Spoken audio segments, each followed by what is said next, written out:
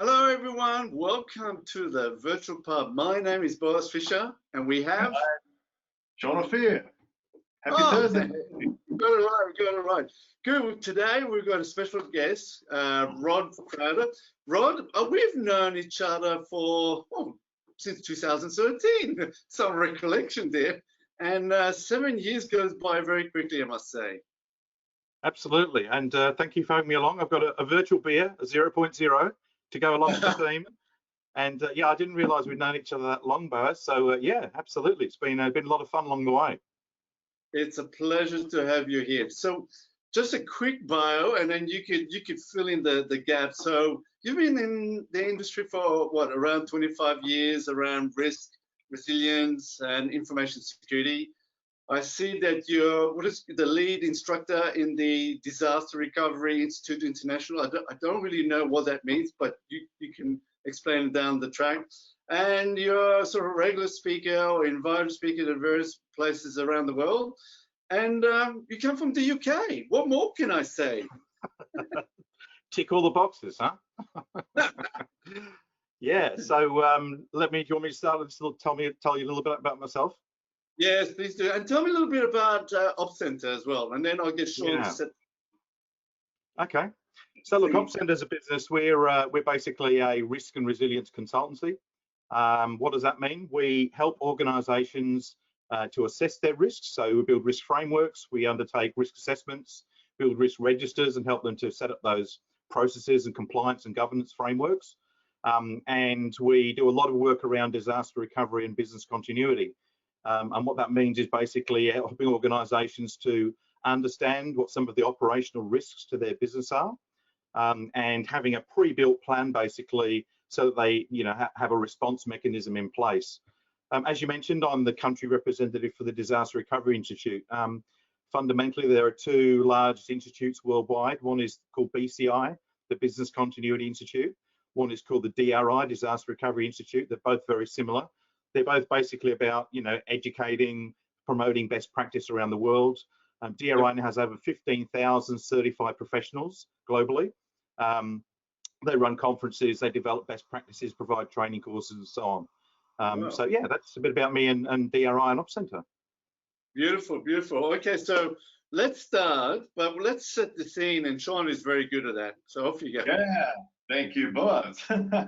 Okay, guys, look, in the ideal world, we wouldn't need to worry about anything. But unfortunately, in the real world, we have some unfortunate events, mishaps, and some events that basically helps or stops us from functioning. Now, organizations, they really care about the core business, and they do everything to make sure that the business continue to function, keep its profit, and basically run as normal.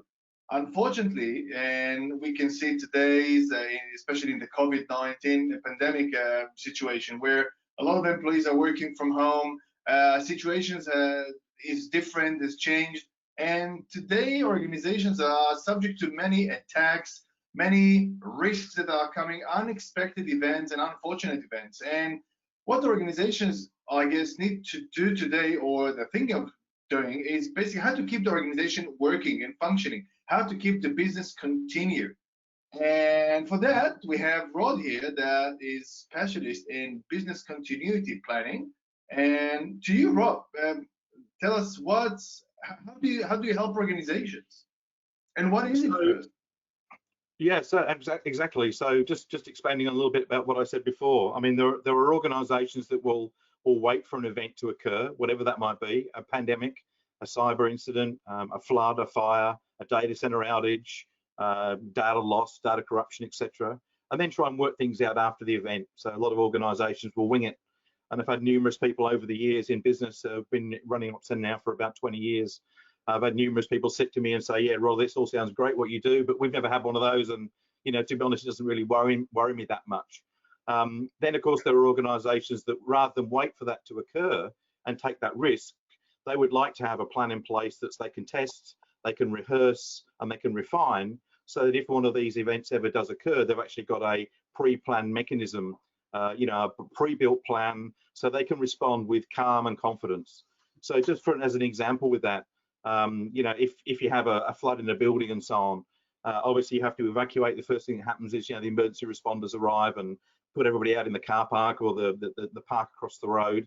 And then if you don't have a plan, well, it's like, well, what do we do next? You know, what are our most critical functions? What are our most critical people? What are our current deadlines? You know, who do we need to do that, et cetera, et cetera.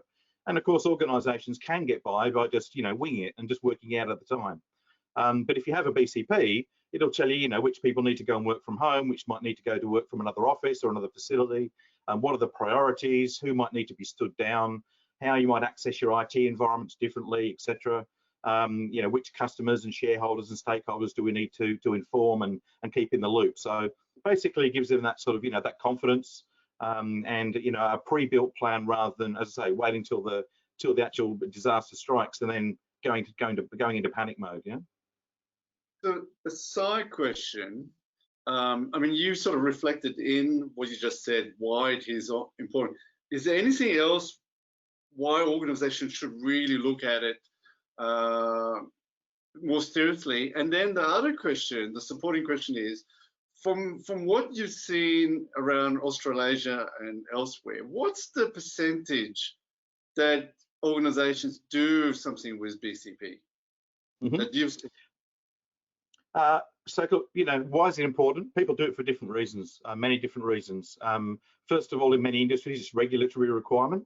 So if you're a bank, you're a finance company, you're under ASIC or APRA regulations, you have to have it. If you're a bank, you're a superannuation fund, you're a broker, you're an investor, you're a funds manager, you know, you haven't got a choice. You don't get a license unless you have a business continuity plan, and you attest to the fact that it's tested, ongoing, people are trained, it's exercised, and so on. If you're a supplier to those organizations as well, so a lot of our customers are actually suppliers to the banks and the finance organizations.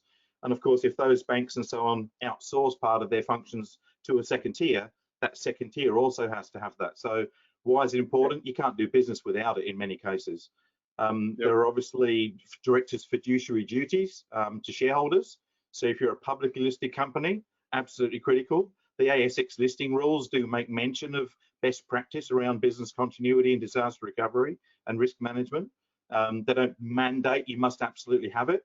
However, as a director of a business, you're personally liable, you know, for impacts to shareholders and so on. So that's very important. And finally, it just makes good sense. You know, why do people do it? Why is it important? A lot of people just want to, you know, be able to sleep at night, knowing that there's a plan in place that it's going to protect their business operations and their reputation.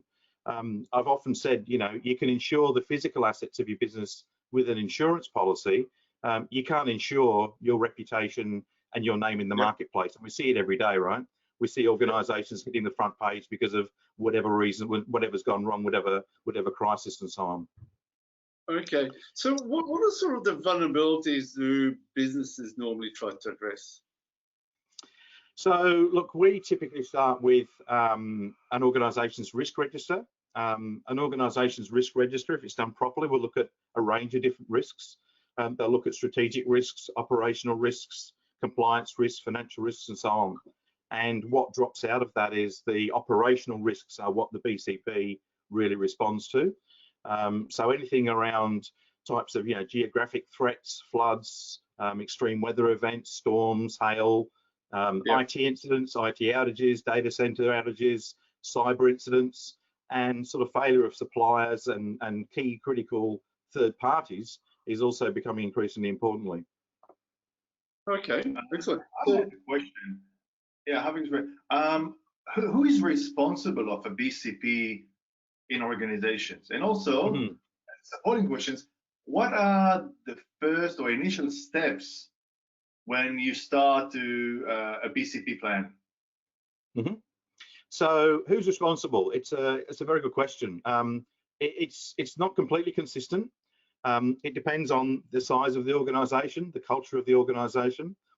It can be the CEO in a small organization. It's often the CFO, who generally is the person that has a seat at the audit and risk committee in a mid-tier type organization. So generally most listed companies will have an ARC, an audit and risk committee, and the CFO will sit on that. For larger organizations, they might have a risk and compliance manager who would own business continuity. And in a lot of organizations, quite wrongly, IT still owns business continuity because it's seen as a system thing. It's seen that, you know, it's all about systems, it's all just about IT.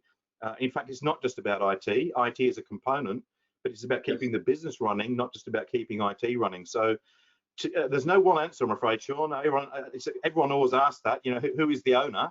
And again, it really comes down to the nature of the organization, the size, the industry you're in, and so on. We have some clients that have hundreds or dozens, like, you know, the global banks. I think Citibank has 2,500 people in business continuity globally. You know, so, you know, teams of people in countries. We'll have some organizations that have absolutely nobody in BCP, and we basically outsource that function for them. Okay, and then what are the main things that you look at when planning a BCP? So the way it basically works is that we need to understand what are the business functions and processes. So we typically start out with an organization chart. It's as simple as that. We look across the organization, say, right, you've got all of the corporate functions, HR, finance, IT, legal, marketing, sales, etc. And then, as I always put it, there's a pointy end to the business, which is the unique part. You might be running a prison, you might be running a marketing agency, you might be running a bank, you might be running a credit union, you might be running a hospital. So that's where it all differs. So all of those corporate functions are quite easily. Everyone wants to get paid. So when you're talking to finance, one of the most critical functions and processes is payroll. Financial reporting and you know, budgeting and so on is probably something that can wait in the event of a disaster. So all those corporate functions are relatively easy to define and look at the criticality of.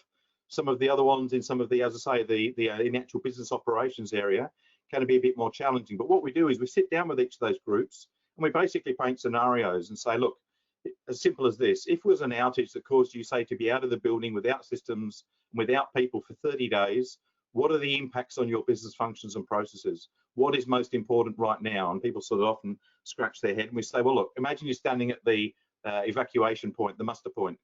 What are you going to do right now if you've got to get your area of the business back up and running? And they'll say, okay, well, first of all, I need Mary and Jim from the accounts receivable area. And then in 2 days' time, I'm going to need this person, and I'm going to actually add on this, and then they're going to build the team back up over time. Because what you don't want to do with the business continuity plan is assume that everybody is available right from the minute of any sort of impact, because that can create absolute chaos. And the typical rule around the BCI and the DRI is that you're probably looking at about 30 to 35% of your normal complement of staff.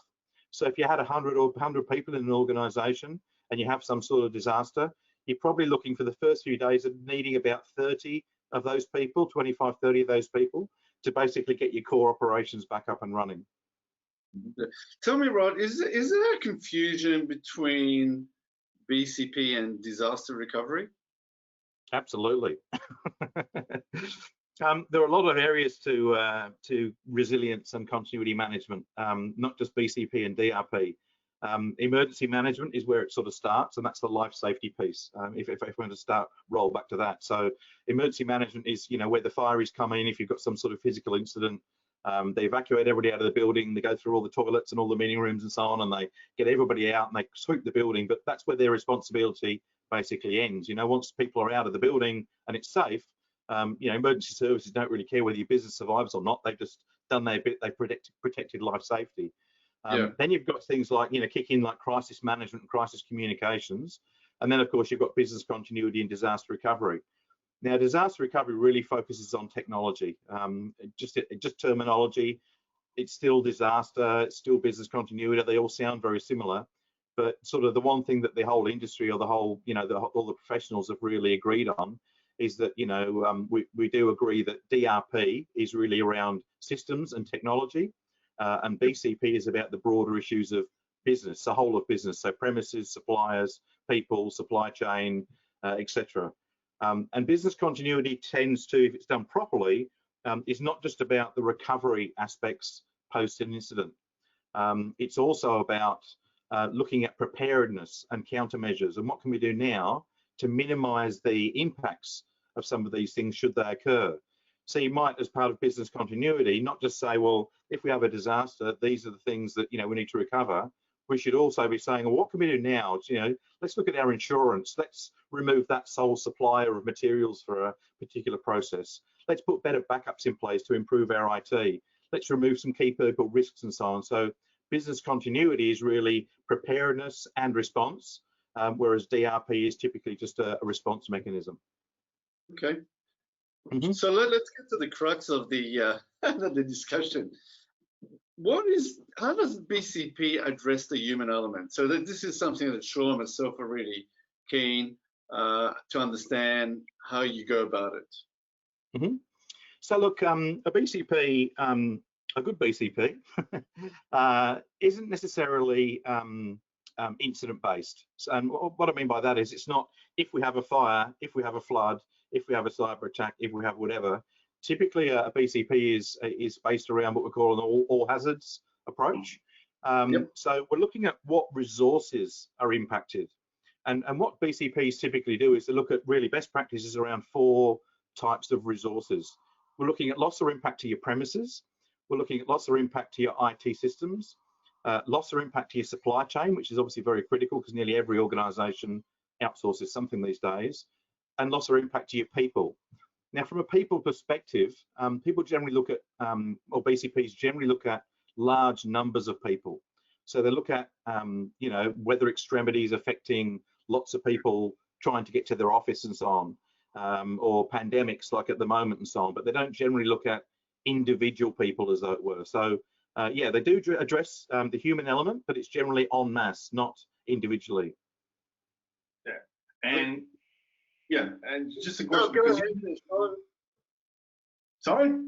Go ahead, because I love you asking questions. Rod, you mentioned something about impact, and it also relates to people. You know, would you agree? And it's also only my assumption that organization, when they plan, when they do that disaster recovery or the continuity plan, when they look at what could go wrong in organizations, do they calculate the impact only from first degree, or they look at collateral impacts of organizations? Is this something that you discuss with them? What could go wrong, not as a direct impact where it's very obvious, but also the non-obvious, and how to, and your consultation basically point them to these areas where they can stop the snowball from growing? Yeah, it's a really good point, Sean. I remember I went to a conference in the US, and there was a gentleman there after Fukushima, a Japanese gentleman, and we had an interpreter who was interpreting on his behalf, and he gave a story about how an organization which was 6 levels down the supply chain basically brought the whole car industry in Japan to a halt. And that organization was a 26-person company or something like that, 23, 26-person company that polished the piston rings that went into car engines. So there was the car manufacturer, there was the engine manufacturer, there was the piston manufacturer, there was the piston ring manufacturer, there was the people that polished the piston rings that went on the. So, as you say, that snowball effect, who would have known that a small 20-odd person company that basically polished the piston rings that went on basically 2/3 of the cars in the Japanese market could bring the whole industry to a halt. So, yes, we do. Obviously, when you're starting out with an organization that doesn't have a BCP, you've got to start at the top and say, look, what if there's a direct impact to your business today? You know, where do we start? What are the most important things to you? But then obviously as we drill down and mature, we start to say, right, now what are the secondary, the tertiary impacts and so on? Okay. Very important. So why don't businesses address the human element? I would have thought that, you know, if you've got an insider that decides to intentionally be malicious, that could cause severe harm to the organization, that's not considered as part of the business continuity plan. Why wouldn't that be? It's interesting, isn't it?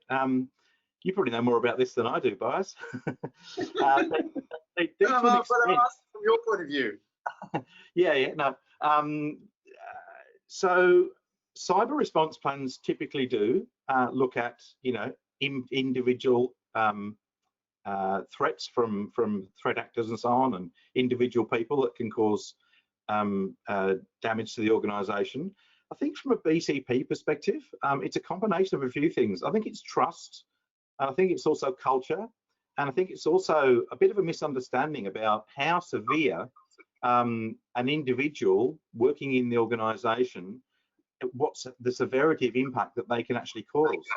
The people that are paid to work for your organisation are generally trusted, right? Yes.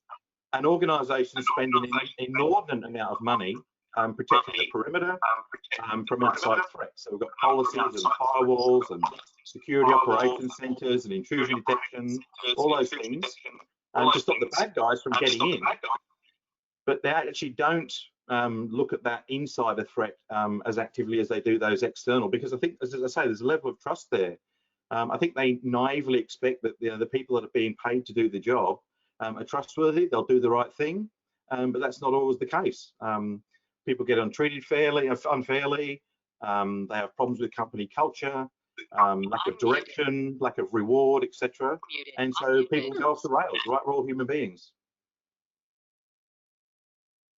So, and the mute sound is going crazy.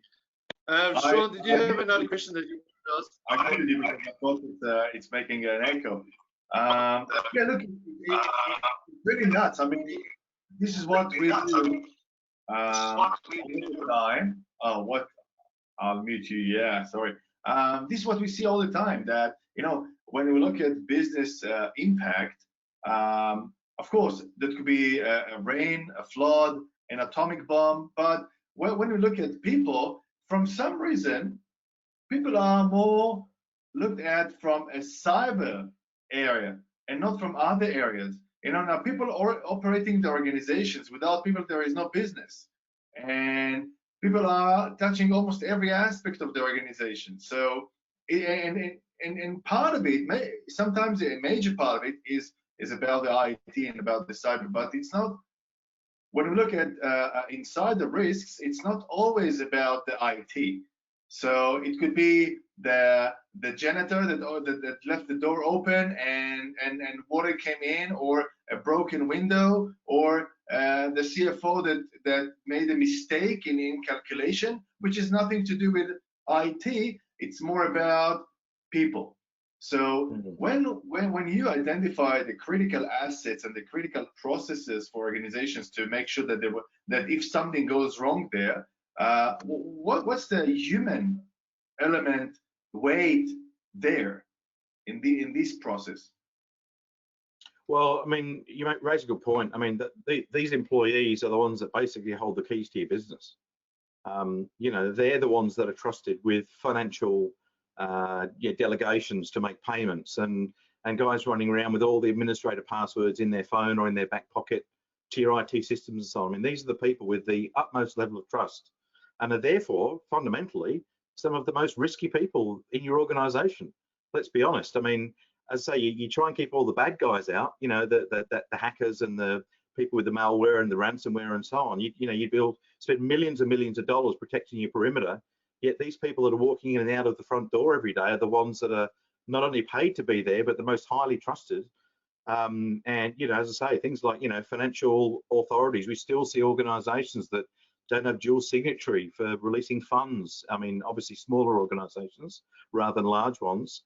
IT staff that have got unprecedented access to different systems and so on. So it only takes someone to either collude or to become, you know, annoyed or upset about something in the organization, have a bad day. I mean, we're all human. We have, you know, we don't all wake up, you know, 100% every day. Things happen in our personal lives and so on.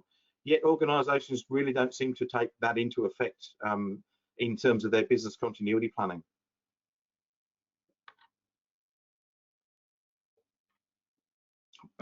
But how does the OPSCENTRE go about it in terms of how do you approach that human element when you have an engagement with clients? I'm just curious to find out.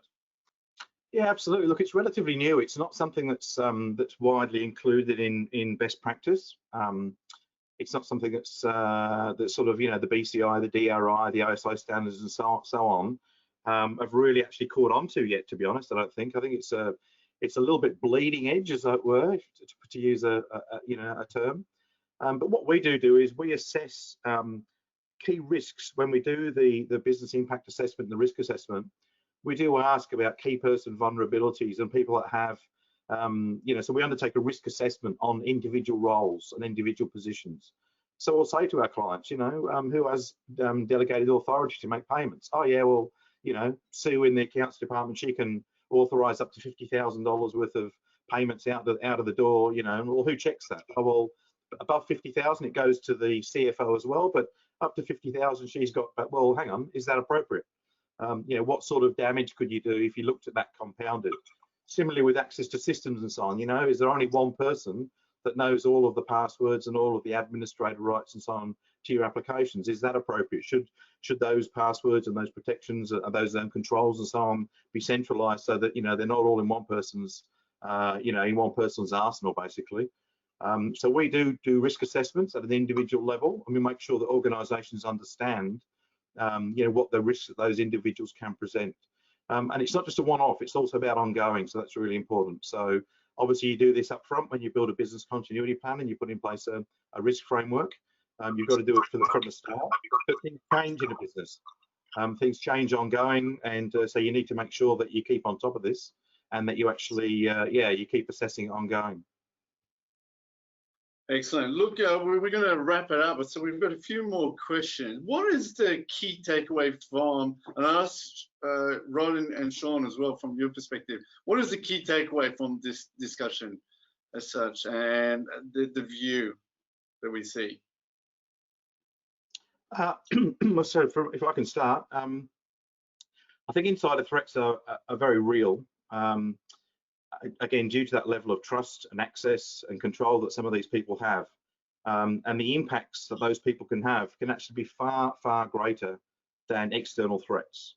As I say, people plan for all these external type of events and incidents and cyber attacks and floods and fires, etc., but one individual can actually cause way more damage reputationally, operationally, than a lot of those external events. So I think my key takeaway is make sure that you address this as part of your business continuity framework, and that you run through scenarios to see, we do quite a lot of, in our business, scenario testing. We've run some of these very, very incidents recently where we've had people that are, compromising passwords of other users and so on, and getting access to accounts once they've been terminated from an organization. So it's important to basically make sure that you do assess those key person risks and run exercises to see what the potential impacts might be. Great advice. Sean, your comments? Yeah. Look, I think that you're right, Rod. Organizations, they really need to take care about their business in terms of physical processes and people. And, you can switch from one building to another. You can replace servers, you can replace systems, but the processes are the same, and the people that will run these processes will remain the same. So if something broken with people, that could severely impact the organization, and this is something that you cannot ignore. And this is something very critical as a part of your continuity plan. Otherwise, without people, there is no business. So there is nothing to continue. That's what I think. Mm-hmm. Right. Now, Rod, I'm going to ask you a really difficult question. Is there any question, or is there a question that we should have asked you, but we haven't yet? There are probably dozens. Dozens. Okay. So How much does it cost? Usually people ask. Could I ask a question? Could I ask a question? Listening to the presentation, how do you gentlemen see enterprise risk management and organizational risk management sitting with business continuity, security, and cyber security? Because I'm reading different foci here, or traditionally different foci. Open to anyone to answer, please. That's a good question. Look, enterprise risk management is generally seen as an umbrella, which sits over the top of cyber, of BCP, of disaster recovery, and so on. But there's a lot out there. There's a lot of thought leadership that puts a lot of that out there on paper. from our experience, how that all comes together in an organisation is generally not as smooth as it would seem. It's hard enough to get an organisation to get an effective and working DRP in place or an effective working BCP in place. Never mind trying to bring them all together, Tony, under an enterprise risk management framework with everything humming and singing and all the right elements in all the right places. So it's a big challenge. I would agree, and the comments are made about business continuity framework when I would see human risk sitting within a risk management framework that is underpinning an organizational level or an enterprise level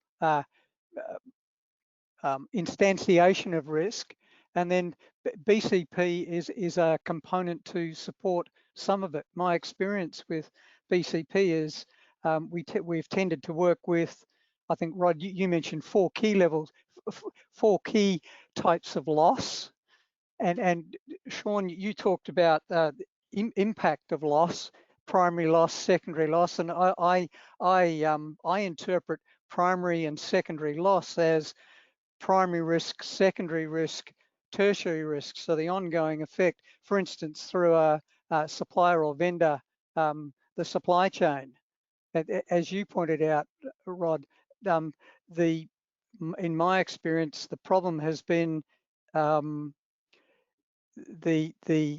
inability or the lack of connection between business continuity and enterprise risk management, and then short duration and defined budget to produce something effective, which doesn't really allow, for instance, taking something like NIST, taking the cybersecurity framework, putting in place the relevant mechanisms to be able to monitor for unusual behavior, which then surfaces up the potential of an insider threat.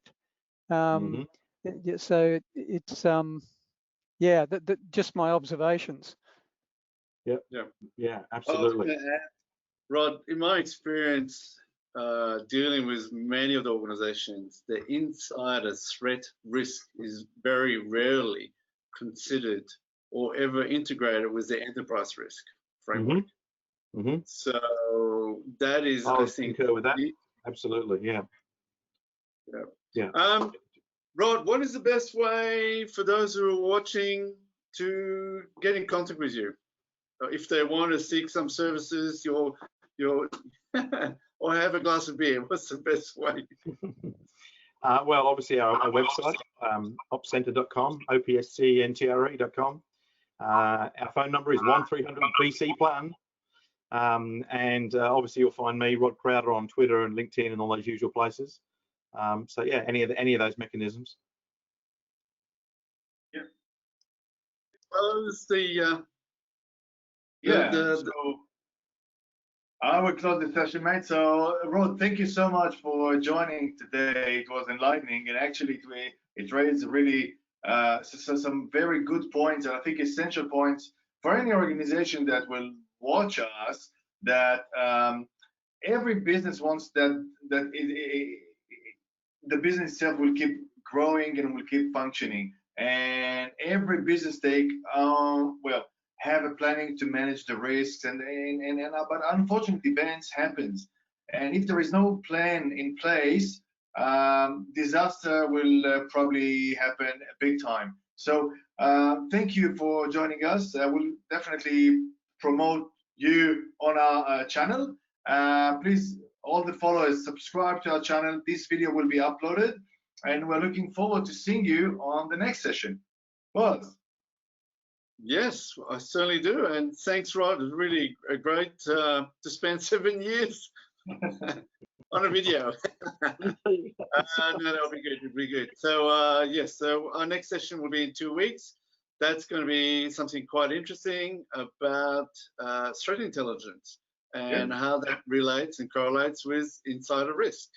So that's something that you know quite a bit about that, Sean. Good. With that, I wish you a great afternoon, and thanks for joining Sean, myself, and Rod again, and hope to see you next time. Cheers, everyone.